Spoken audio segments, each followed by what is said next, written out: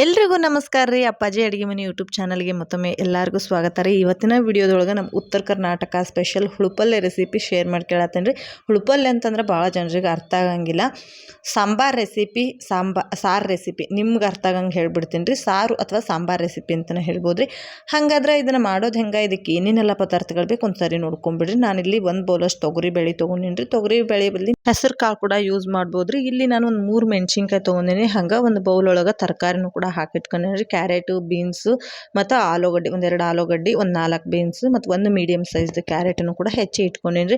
ಇದ್ರ ಬದಲಿ ನೀವು ಯಾವುದೇ ತರಕಾರಿನೂ ಕೂಡ ಯೂಸ್ ಮಾಡ್ಬೋದು ರೀ. ಇಲ್ಲ ಅಂತಂದ್ರೆ ಸೊಪ್ಪು ಮಿಕ್ಸ್ ಯಾವ್ದಾರ ಸೊಪ್ಪು ಕೂಡ ಹಾಕೋಬೋದು ರೀ.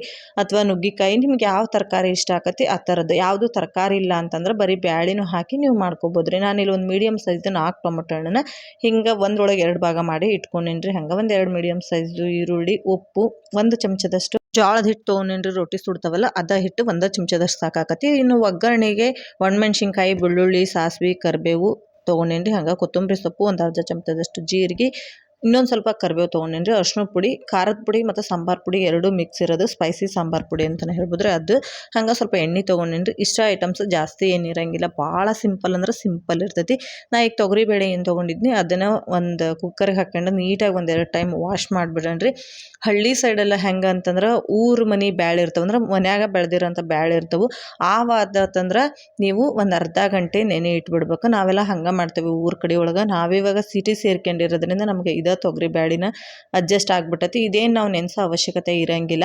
ಹಂಗೆ ಜಸ್ಟ್ ವಾಶ್ ಮಾಡಿದ್ರೆ ಸಾಕಾಕೈತಿ. ಇದಕ್ಕೆ ಹೆಚ್ಕೊಂಡಿರೋಂಥ ಟಮಾಟೆ ಹಣ್ಣು ಮತ್ತು ತರಕಾರಿಗಳ್ನ ಏನು ತೊಗೊಂಡಿದ್ವಿ ಅವನ್ನ ಹಾಕೊಂಬಿಡೋಣ. ಆಲೂಗಡ್ಡಿದ್ದು ಸಿಪ್ಪಿನ ಮ್ಯಾಗಲ್ದು ತೆಗೆದು ಬಿಡ್ರಿ. ಒಂದು 4-5 ಬೀನ್ಸ್ ತೊಗೊಂಡಿದ್ದೆ ನಾನು. ಒಂದು ಕ್ಯಾರೆಟ್. ನಾನು ನಿಮಗೆ ಆಗಲೇ ಹೇಳಿದೆ, ನಿಮಗೆ ಮಿಕ್ಸ್ ಬೇರೆ ಯಾವ ತರಕಾರಿ ಇಷ್ಟ ಆಕತಿ ನೀವು ಯಾವುದಾದ್ರೂ ಬಳಸ್ಬೋದ್ರಿ ಅಂಥೇಳಿ. ಈಗ ತರಕಾರಿನೂ ಎಲ್ಲ ಹಾಕ್ಕೊಂಡ್ಬಿಡ್ತೀನಿ. ಹಂಗೆ ಸಾಂಬಾರು ಪುಡಿ ಮತ್ತು ಖಾರದ ಪುಡಿ, ಅರಿಶಿನ ಪುಡಿ 3 ಕೂಡ ಆ್ಯಡ್ ಮಾಡ್ಕೊಂಡ್ಬಿಡ್ತೀನಿ. ನಾನು ಹೇಳಿದೆ ಇದು ಸ್ಪೈಸಿ ಸಾಂಬಾರು ಪುಡಿ ಅಂತ ಹೇಳಿ. ಖಾರದ ಪುಡಿನೂ ಮಿಕ್ಸ್ ಮಾಡಿ ಸಾಂಬಾರು ಪುಡಿ ರೆಡಿ ಮಾಡಿ ಇಟ್ಕೊಂಡಿರ್ತೀವಿ ರೀ.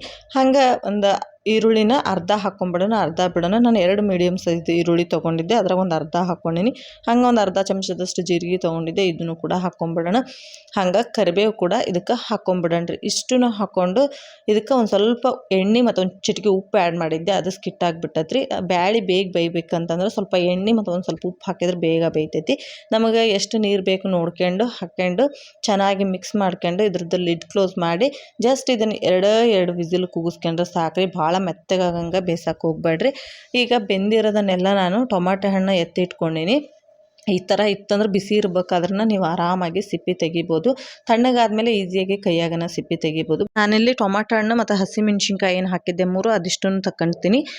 ಇದ್ರದ್ದು ಸಿಪ್ಪಿ ತಕ್ಕೊಂಬಿಡೋಣ. ಯಾಕಂತಂದ್ರೆ ಇದನ್ನ ಹಂಗೆ ಸ್ಮ್ಯಾಚ್ ಮಾಡಿದ್ವಿ ಅಂತಂದ್ರೆ ಸಿಪ್ಪಿ ಸಿಗ್ತೈತಿ. ಮಕ್ಕಳಿಗೆ ಉಣ್ಣಬೇಕಾರೆ ಒಂದೊಂದ್ಸರಿ ಅಂಗ್ಳಕ್ಕೂ ಹತ್ತೋ ಚಾನ್ಸಸ್ ಇರ್ತೈತೆ ರೀ. ಹಾಗಾಗಿ ನಾನು ತೆಗ್ದೇ ಬಿಡ್ತೀನಿ. ಚಿಕ್ಕ ಮಕ್ಕಳಿದ್ದಾಗ ಗೊತ್ತಾಗಂಗಿಲ್ಲ ತೆಗೆದು ಊಟ ಮಾಡ್ಬೇಕಂತೇಳಿ. ಹಾಗಾಗಿ ಈಗ ಸ್ಮ್ಯಾಚರ್ ಸಹಾಯದಿಂದ ಸ್ಮ್ಯಾಚ್ ಮಾಡ್ಕೊಂಬಿಡೋಣ. ನಾನು ಬ್ಯಾಳಿ ಮತ್ತು ತರಕಾರಿ ಅದನ್ನು ಕೂಡ ಸ್ವಲ್ಪ ಲೈಟಾಗಿ ಸ್ಮ್ಯಾಚ್ ಮಾಡ್ಕೊಂಡಿದ್ದೆ. ಭಾಳ ನಂಗೆ ಸ್ಮ್ಯಾಚ್ ಮಾಡಬೇಡ್ರಿ. ಮತ್ತು ಬೆಂದಿರೋಂಥ ತರಕಾರಿ ಎಲ್ಲ ಮೆತ್ತಗಾಗೋ ಮಟ್ಟ ಸ್ಮ್ಯಾಚ್ ಮಾಡಬಾರ್ದು. ಲೈಟಾಗಿ ಸ್ಮ್ಯಾಚ್ ಮಾಡ್ಕೊಂಡ್ರೆ ಸಾಕಾಕೈತಿ. ಈಗ ಹಸಿಮೆಣ್ಸಿನ್ಕಾಯಿ ಮತ್ತು ಟೊಮಾಟೊ ಹಣ್ಣು ಇದನ್ನು ಕೂಡ ಸ್ಮ್ಯಾಚ್ ಮಾಡ್ಕೊಂಬಿಡುತ್ತೆ. ನಿಮ್ಮ ಮನೇಲಿ ಏನಾರ ಸ್ಮ್ಯಾಚರ್ ಇಲ್ಲ ಅಂತಂದ್ರೆ ಮಿಕ್ಸಿ ಜಾರ್ನಾಗ ಒಂದು 2 ಸತಿ ಆನ್ ಆ್ಯಂಡ್ ಆಫ್ ಮಾಡ್ಕೊಂಬಿಡ್ರಿ, ಚೆನ್ನಾಗಿ ಆಗ್ಬಿಡ್ತೈತಿ. ಅದು ಬೇಡ ಅಂತಂದ್ರೆ ಟೊಮಾಟೊ ಹಣ್ಣು ನೀವು ಸಣ್ಣಕ್ಕನ ಹೆಚ್ಚು ಹಾಕ್ಬಿಡ್ರಿ, ಅದನ್ನು ಕೂಡ ನಡಿತೈತಿ. ಅಂದ್ರೆ ಸಣ್ಣದಾಗಿ ಹೆಚ್ಚಿದಾಗ ಸ್ಮ್ಯಾಚ್ ಮಾಡೋಕ್ಕೂ ಚೆನ್ನಾಗಿರ್ತೈತಿ. ಹಾಗಾಗಿ ಈಗೇನು ಮಾಮೂಲಿ ಎಲ್ಲರ ಮನೆಯಾಗೂ ಸ್ಮ್ಯಾಚರ್ ಇದ್ದೇ ಇರ್ತೈತಿ. ಈಗ ಇದನ್ನಿಷ್ಟನ್ನು ಸ್ಮ್ಯಾಚ್ ಮಾಡ್ಕೊಂಡಿದ್ದೆ ನಾನು. ಬ್ಯಾಳಿ ಮತ್ತು ತರಕಾರಿ ಏನು ಬೇಯಿಸಿದ್ವಿ ಅದಕ್ಕನ ಆ್ಯಡ್ ಮಾಡ್ಕೊಂಬಿಡಣ್ರಿ. ಇದ್ರ ಕ್ವಾಂಟಿಟಿ ಸದ್ಯ ಹಿಂಗೈತಿ. ನಮಗೆ ನೀರು ಆಮೇಲೆ ಮೆಜರ್ಮೆಂಟ್ ನೋಡಿ ಹಾಕ್ಕೊಂಬಿಡಣ್ರಿ. ನೆಕ್ಸ್ಟ್ ನಾನಿಲ್ಲಿ ಒಂದು ಪಾತ್ರೆ ಒಳಗೆ 2 ಚಮಚದಷ್ಟು ಎಣ್ಣೆ ಹಾಕ್ಕೊತೀನಿ ರೀ. ಎಣ್ಣೆ ಚೆನ್ನಾಗಿ ಕಾದ್ಮೇಲೆ 2 ಮೀಡಿಯಮ್ ಸೈಜ್ದು ಬೆಳ್ಳುಳ್ಳಿನ ಜಜ್ಜಿ ಇಟ್ಕೊಂಡಿದ್ದೆ, 1 ಎಸಳಷ್ಟು ಕರಿಬೇವು ಮತ್ತು 1-2 ಒಣಮೆಣ್ಸಿನ್ಕಾಯಿ, ಸ್ವಲ್ಪ ಸಾಸಿವೆ ತೊಗೊಂಡಿದ್ದೆ. ಇಷ್ಟನ್ನು ಕೂಡ ಹಾಕ್ಕೊಂಡು 1-2 ಸೆಕೆಂಡ್ ಇದನ್ನು ಫ್ರೈ ಮಾಡ್ಕೊಂಬಿಡಣ್ರಿ.